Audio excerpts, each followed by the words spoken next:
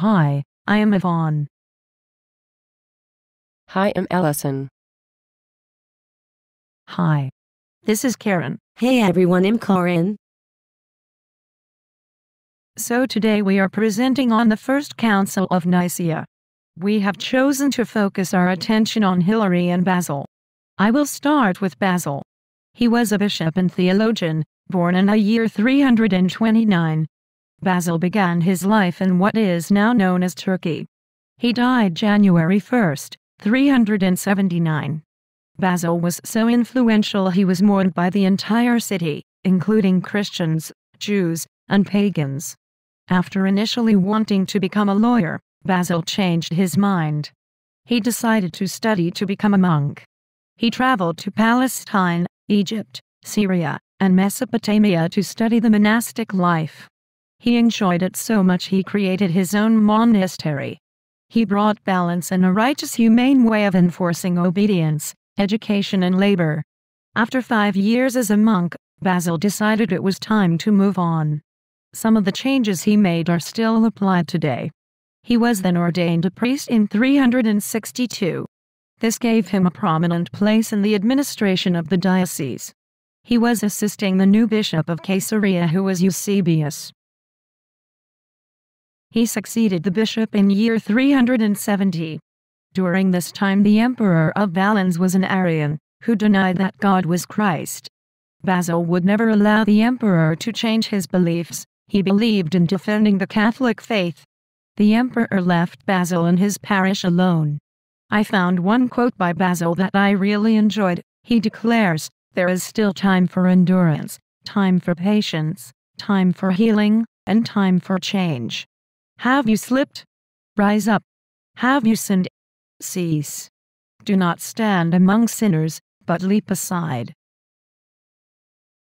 Basil's interests were not entirely just focused on theology. He used his wisdom and faith to achieve many other great things. He excommunicated those who ran and owned prostitution businesses. He also worked very hard to secure some justice for the poor. He sternly disciplined clergy members who would use the money of the church to live lavishly.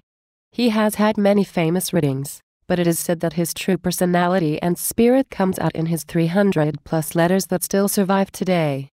10 times a year Eastern Church still used the liturgy of Basil, which is an elaborate prayer of the consecration of bread and wine. Basil was possessed with the opposite of pride and greed, 2 of the 7 deadly sins. He would help anyone he could, working in soup kitchens. He looked beyond ethnicity and religious preference.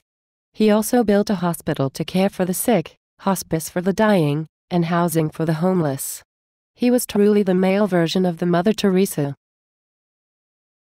Now I will begin to talk about Hilary.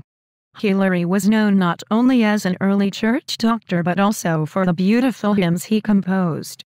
He is often referred to as the Athanasius of the West. He was elected bishop in 353 AD. He was unanimously selected by the citizens, sadly only to be exiled 3 years later for not obeying the Emperor Constantius II.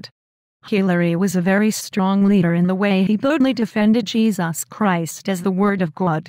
He worked very hard to protect the Church and its members by defeating Arianism, which denied the divinity of Christ. The emperor ordered all bishops to sign a condemnation of Athanasius, but Hilary stuck to his beliefs and refused. He was then banished from France. So Hilary wrote to the emperor, asking for a public debate on the issues. Hilary was then banned by another bishop for having such strong beliefs.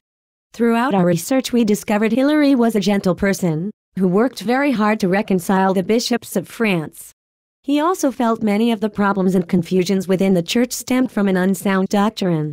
He wrote many influential works, one of which is the De Trinitate. It is an exposition on the Trinity against Arianism. It was originally written in Greek. The next was in Tilta de Synodus. This was written to semi-Arian bishops in Gaul, Germany, and Britain. The goal was to inform them of the true views of the Eastern bishops regarding the Eastern controversy. Karen and I found something on Hilary that reminded us of C.S. Lewis. Hilary tells us that in reading the Bible, the true believer must go beyond a purely superficial interpretation of the sacred text, because the Word of God, in addition to its literal sense, conceals a deeper, spiritual or allegorical meaning. This deeper meaning has to be understood before one can achieve a full and perfect comprehension of the text. This was taken from Barrow.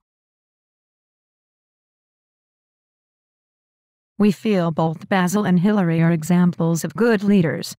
They stood by their beliefs and did not back down to please or conform to others. They both were very influential in making society around them a better place. Thank you. Bye-bye. Bye. Thanks, bye. Bye.